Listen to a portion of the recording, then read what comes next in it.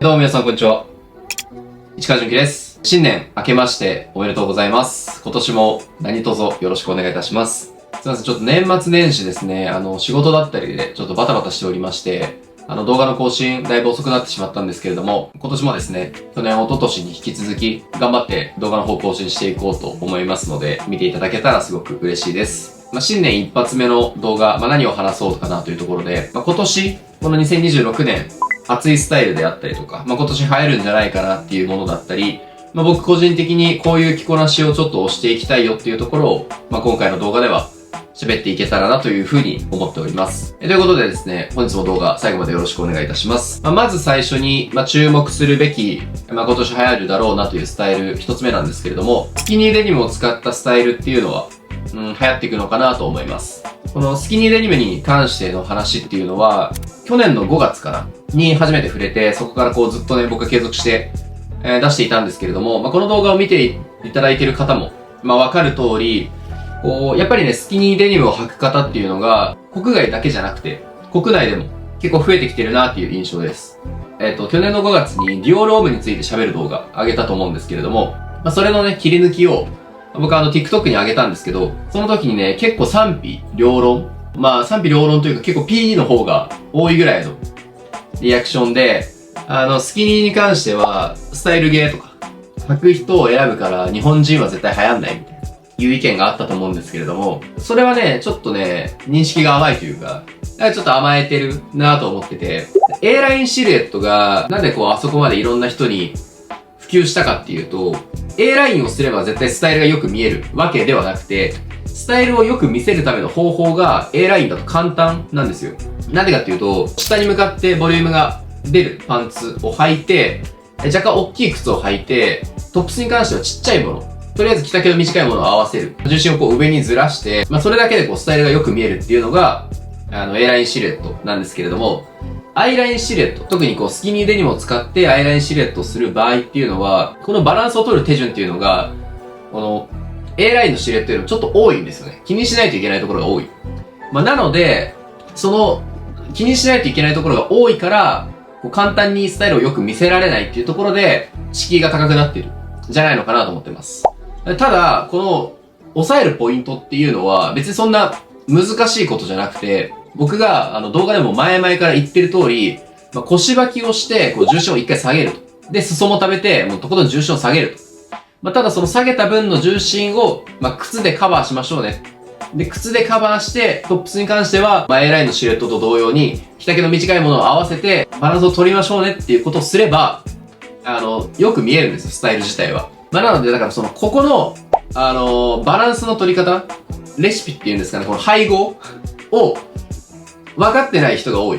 だからここさえ抑えれば、A ラインシルエットと、同じ要領で、スタイルをよく見せることが可能なんですよ。だから、よくコメント欄とかで、スキニーはちょっと、俺には似合わないかなとか、スキニーはちょっと身長高い人の特権ですよ。スタイルいい人の特権だからみたいに言ってる人は、結構スキニーエアプ、挑戦してないことがバレバレだなと思ってますね。だからみんながいかに気づくかが、スキニーが流行るタイミングなのかなと思ってますね。ただ、足が太い方とかは、そこはちょっと頑張らないといけない。足を細くしないといけないんですけれども、身長動向、足の長さ動向ではないよっていうところですね、大事なポイントは。なんかね、こうやっぱ見てると、A ライン以上に難しいとか、人を選ぶみたいな言い方があるんですけれども、そうじゃない。論点はそこじゃなくて、じゃあなんで難しいのかっていうところをもっと考えてほしくて、それはスタイルに左右されるから、もうそうなんだけど、それだけじゃなくて、抑えるべきポイントが A ラインのシルエットの作り方とはやっぱ違うから、それで難しく感じてるだけだよっていうところですかね。問題視すべきは。このスキニーのデニムのトレンドに関しては、間違いなく来ますね。去年は、すごい様子見で、海外とかですら結構様子見だったのかな。割と一部の人がやっててっていう感じではあったんですけど、今年から本格的に、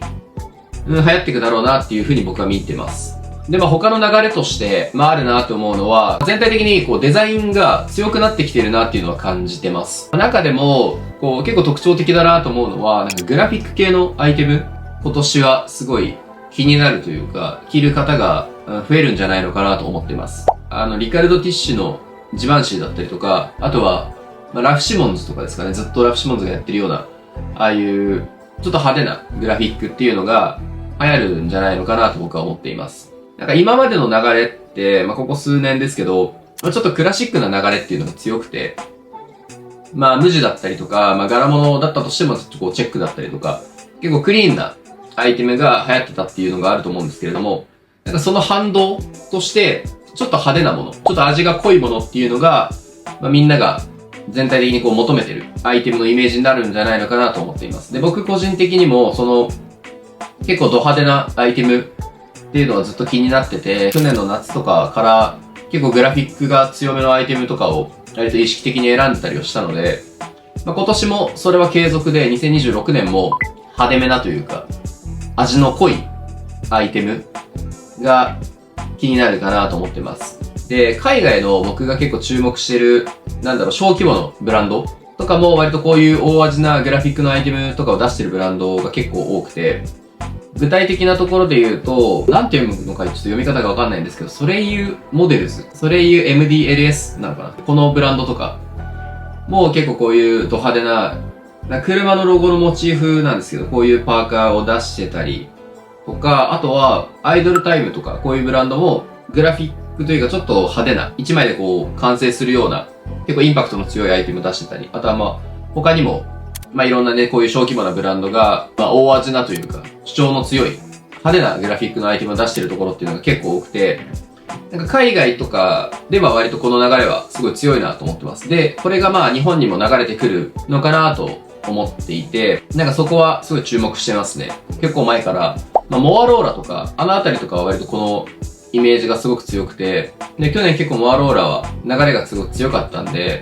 なんかこの感覚を持ってる人たちっていうのは日本にも結構いるのかなっていうので、まあ今年、春夏とかですけど、こういう派手なグラフィック系のアイテムは、まあ流行る。まあ僕個人的にも気分ですし、まあみんなの気分的にも、まあこういうのを取り入れる方っていうのが、まあ増えてくんじゃないのかなと思っています。まあ前の動画でも、まあ軽く触れてますけど、まあハットだったりとか、まあこれに関してはまあ流行るとかではないんですけど、まあ個人的にやりたいかなと思ってます。まあ、ハットの中でもこう、あれですね、中折れハットっていうんですかね、中がこう凹んでるハットはすごい挑戦してみたいなと思ってます。まあ、ただ、こう、サンローランとかみたいに、クラシックの文脈でハット合わせるのは、どうしてもコスプレ感が強くなってしまうので、なんかハットを外しとして使うっていうのが、今はすごいやりやすい合わせになってくるんじゃないのかなと思ってます。僕の中で、この合わせはちょっと可能性感じるなっていうのがあって、そのハットとフーディーパーカーの合わせは結構可能性感じてますね。ハットとね、パーカー合わせる合わせって意外と見たことなくて、なんか色のトーンをすごい色彩を落として、ハットを、まあ、ストリートっぽい合わせの外しとして使うっていうのが、結構可能性があるんじゃないかなっていうので感じてます。まあ、冬頃にハットの可能性をちょっと模索してた時期があったんですけど、その頃にやっぱりそういう合わせがかっこいいかなと思ってたので、だから今年こそは一個自分の中でハットを使ったスタイリングを完成させたいなというのは思ってますね。まああとはちょっとハットと、それから似ているところではあるかなと思うんですけれども、蝶ネクタイがすごい気になってます。まあ蝶ネクタイに関しては、ディオールオムの、まあ、2007年かな ?2007 年のシーズンでこう使われてたりとかしてて、なんだろうな、いい感じにやりすぎてないというか、逆に。なんか、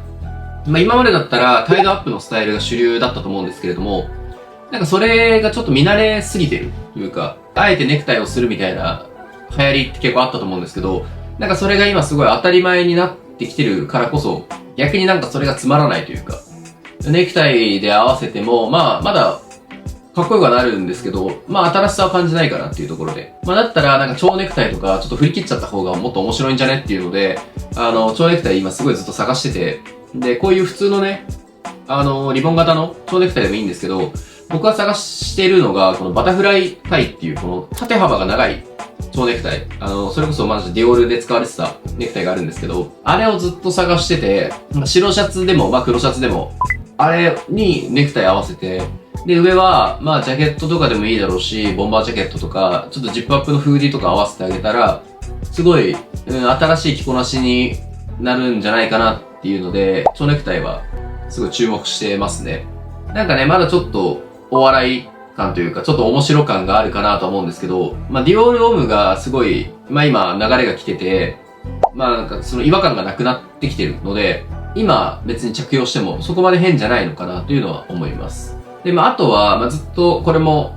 夏頃から話してますけど、リュック、バックパックですね。は、まあ、今年も強いというか、まあより強くなっていくかなと思います。どうしてもこうスキニーベースの合わせをするってなると、バッグの選択肢っていうのが結構難しくて、今までの A ラインのシルエットだったりとか、まあはたまたこう、そこまで細くない I ラインのシルエットとかで問題なく使えていたメッセンジャーバッグとか、斜め掛けのバッグのボリューム感っていうのが結構邪魔になってくるんですよね。まあなのでそれに合わせて、こう主張の出ないような、リュックっていうのが必須アイテムというか、大事になってくるのかなと思います。で、そのリュック以外にも、細身のボリュームを邪魔しないバッグとして、こういうちっちゃい、こう、斜め掛けのバッグ。ポーチみたいなバッグっていうのもすごい気になってて、それこそ、一番最新のグッチ、デムナが手掛けるグッチの次のコレクション、26年の秋冬かなあれは。で、出てた、ああいうちっちゃい斜め掛けのポーチとかも、すごい、今っぽいというか、さすがだなと思って。まあなんかラッパーとかがよくつけてるイメージで、日本だとすごいマイナスなイメージが強いバッグかなと思うんですけれども、まあああいうちっちゃいバッグとかも、スキニーベースのアイラインのスタイリングとの相性はめちゃくちゃいいので、選択肢として考えるのは面白いのかなと思っています。まああとは、パンツで言うと、フェード系のデニムとかも、熱いかなと思いますね。まあいわゆるこう、鬼フェードっていうんですかね、なんかああいう、髭がめちゃくちゃついた、2000年代後半を彷彿とさせるような、ちょいダサ系、まあ鬼系とかで使われそうなデニムとかも、すごい今見るとかっこいいなと思って、まあ海外とかでやっぱ履いてる人がめちゃくちゃ多いですね、あのあたりのデニムは。あれとかを別にその鬼系っぽい感じで合わせなくても、あれだけをちょっと拾ってきて、今までのデニムの、まあ違う選択肢としてあれを選ぶってだけでも、めちゃくちゃ面白いのかなと思ってますね。まあシルエットに関しては、今すごい流行ってるようなちょっとフレアっぽい、ああいう形でもいいし、まあ、スキニーの形でもいいだろうし、ああいうちょっと鬼フェード系のデニムは、今ならではというかまあ、面白いかなという思って、ちょっと注目してますね。まあ、あとは、これも去年の夏かな、話したと思うんですけれども、まあ、音質の薄めなアイテム、まあ、特に T シャツ類、トップス類ですね。とかも、すごい、まあ今年らしいというか、まあ今年の着こなしと、まあ相性がいいのかなと思っています。重ね着をするときにそこまでかさばらないっていうのと、なんかその、絶妙な抜け感っていうのが、インナー使いしたときにすごい、ちょうど良くて、この中でも、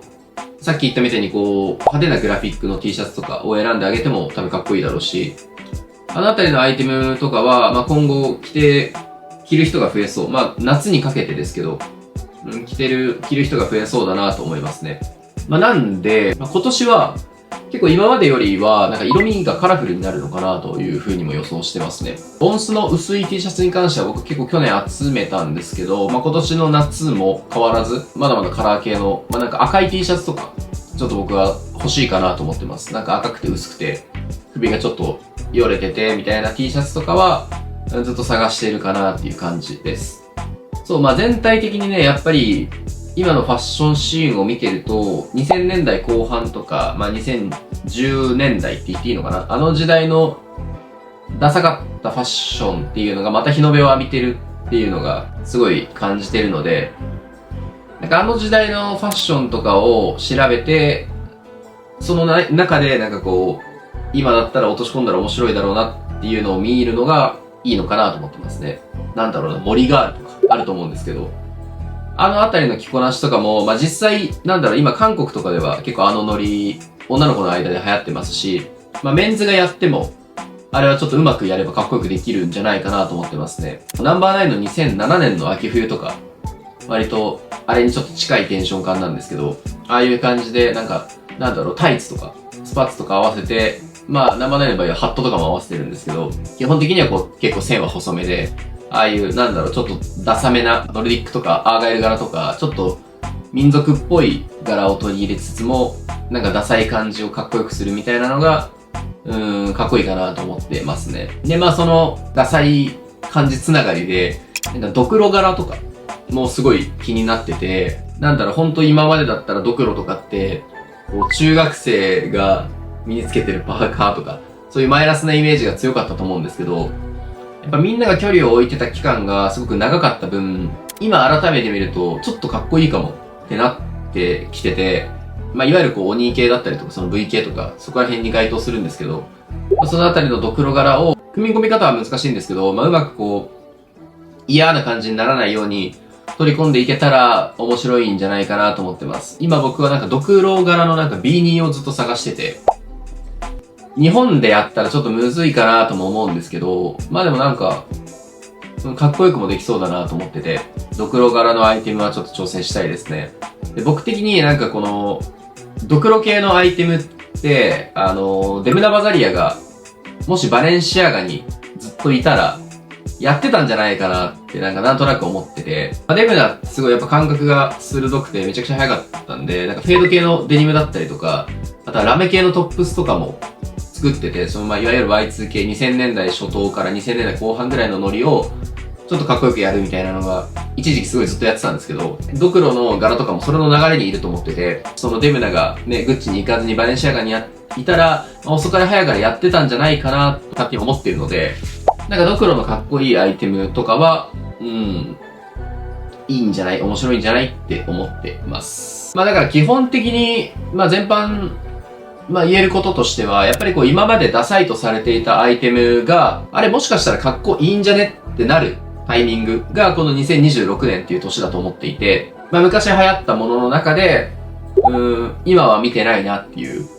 なんかこれどうなんだろうっていうのが、どんどん日の目を浴びていく。まあそこに注目していくのがいいんじゃないのかなと思っています。それで言うと結構やっぱ、いろいろ出てくるなと思ってて、こういうなんかでっかいサングラスとか、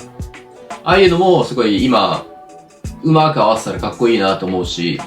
あとなんかこう折り返して柄が変わるパンツとか、あれもなんかのブランドが多分かっこよく提案してたはずなんですけど、それがなんかこう変な感じでこう変化を遂げてダサくなっちゃったのがチェック折り返しチノパンだと思ってるので、なんかね、あれもね、なんかもっと多分可能性はあるんですよね。折り返しの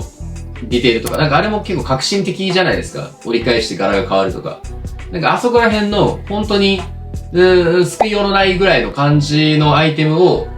どうかっこよくしていくかっていうのが結構この2026年は鍵になってくるのかなと思ってます。あとはなんだろうな、まあ、ヘッドピースとかは割とその時代の流行りを結構捉えてるなと思ってて、ハット以外ってなったら、まああとやっぱキャスケットとかかな。まあキャスケットに関しては、一昨年か。2024年ですね。2024年の秋頃に僕はなんか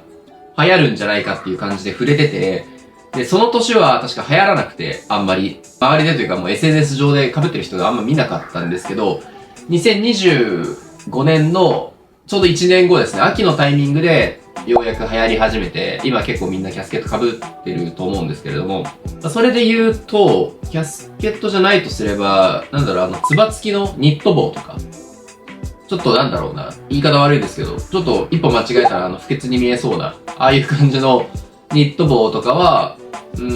まあちょうど20年前の2000年代の後半とか、すごい流行った帽子だとは思うので、あのあたりとかは、今年流行っていくアイテムなのかなと思います。まあ、あとはなんだろうな、耳付きの帽子とか、こういうちょっとポンポンがくっついてる、ああいう稲体、小ダサい感じの帽子とかも、流行ってもおかしくないかなと思いますし、まあなんか小物類とかはすごいわかりやすいかなと思いますね。昔よりも、なんかゴスロリっぽい感じだったりとか、ああいう V 系とかオニー系とかのファッションが、なんかそこまでこう気にならなくなったというか、まあ、めっちゃコスプレっぽいなってこう、距離を取るんじゃなくて、なんかこの中でもこのアイテムちょっとかっこいいかもとか、こういう、このタイツ合わせる合わせとか結構かっこいいなっていう視点になってきてて、なんだろうな、その時代のファッションに対しての抵抗感がどんどんなくなってってるなっていうのは感じますね。でね、まあ最近の流行りの流れとして、まあ今までだったら、こう、ある特定のブランドが何かを打ち出して、それに合わせて、他の小規模なブランドが追随して、まあ一個の大きなトレンドになるっていうのが、一個流れだったんですけど、今はなんかそうじゃない気がしてて僕は。まあもちろんそういう軸の流行りもあるんですけど、それの軸以外に、やっぱこう SNS の流行りっていうのがすごい大きくなってるなと思います。で、今 SNS のパワーバランスって、SNS ね、大きく4種類だと思ってて、インスタ、YouTube、TikTok、Twitter、X。この4つだと思うんですけれども、この中で、一番トレンド感があるというか、トレンドを生み出しているのはどれかなってなると、僕はやっぱどうしても TikTok が一番だと思ってます。で、これを言うとね、ジュンキさんTikTok で流行りがわかるって言いますけど、そのジュンキさんが言う流行りって、ユニクロのキッズダウンとか、温めると色が変わるダウンのことですかとかいう話になるんですけど、それはまた別で、ちょっと難しいんですけど、なんだろうな。TikTok って結構いいところも悪いところもあると思ってて、ああいうちょっと突発的なね、エンタメ性のある流行りを生む場合もあるし、4つの SNS の中で一番発信する敷居が低いというか、参入障壁がすごい低いので、いろんな方が、情報を発信できる。っていうので、すごいそのファッションに興味がない層もいれば、めちゃくちゃファッションに対して大好きで、新しさを求めている層っていうのもいるので、そこの層が、やっぱり海外の人がすごいやっぱ優秀で、そこがやっぱいろいろね動画を出してくれるので、そういうのを見てると、今やっぱ TikTok での、流れはどうしてもやっぱ無視できないなと思います。でね、僕この動画を出すにあたって、いろんなね、方のトレンド予測だったりとか、過去のも含めてね、見たんですけど、やっぱり僕よりも上の世代の方っていうのは、ここの SNS の流行りっていうのを結構無視してる気がしてて、今までの流れだったら、当然なんですけど、こういうファッションブランドがやってるから流行るんだよっていう、もちろんその考えもわかるんですけど、今どうしてもこの SNS 社会、SNS がすごく強くて、このトレンドの流れっていうのが昔よりもすんごいスピードで消化されていくのが当たり前になっているので、ここの TikTok とか、インスタは正直あれですね、TikTok がやっぱ一番だと思ってるんですけど、ここのね、TikTok の流れをやっぱ無視するのは、違うんじゃないかなと思ってます。なので、他のね、トレンド予測とかを見てても、ピンとこなかったりとか、それは、どうなんだろうみたいな。だからそもそもスキニーに対してあんま言及してる人がいないんですよね。それは絶対おかしい気がしてて、だからね、すごい時代が変わってるなぁと思ってます。Twitter とかでもね、すごいやっぱおしゃれな人いるし、この人、めっちゃセンスあるなというか、すげえ新しいことしてるなっていう人いるんですけど、そういう人ほどやっぱり少数派で伸びないので、やっぱ難しいんですよね、見つけるのが。でも TikTok だったら、そういう考えを持ってるコミュニティっていうのが、ある一定数いて、それでちょっと伸びたりもするんで、目にすることが多くなったりとかっていう、日本だとほぼないんですけど、やっぱり海外の一部の方とか、イケてる方とかっていうのはやっぱ出てくるし、そこを重点的に見るのがやっぱ大事かなと思います。日本人はね、やっぱどうしても、同調しちゃう癖があるというか、人からどう思われるかでファッションしてる人がやっぱ大半だと思うんで、僕とか僕のチャンネルを見てくれてる方とかは割と人からどう思われるかっていうのをちょっと取っ払って自分軸で新しいことに挑戦してるっていう人が結構多いと思うんですけど、日本人みんながみんなそうかって言われたら別にそうじゃない人の方が多いし、一回これがおしゃれだっていうのを確定されてから後乗りしている人がほとんどだと思うので、やっぱりね、日本からだとトレンドって生まれないんですよね、絶対。海外から生まれて、それが日本に流れてが主流だし、で僕はね、それが嫌で、いつかね、追い越したいなと思ってるんですけれども、この2026、来年2027とかもそうですけど、どんどん新しい着こなしを考えて、挑戦していきたいなと思ってるところですかね。でね、このトレンドの話をすると、結局同じことの繰り返しやん。パンツで言うと細いパンツが流行って、太いパンツが流行ってっていう、結局ここの2点をこうやって、おおよそ20年周期でね、行ったり来たりしてるだけじゃん。結局同じことの繰り返しでみんなと同じことやったら面白くないじゃんみたいな。そういう悲観的なね、目で見る方がいると思うんですけれども、僕はそれって結構半分間違ってると思ってます。ね、なんでかっていうと、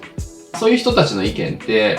結構流行りの見方が割と平面的というか、単純なこういう振り子運動として、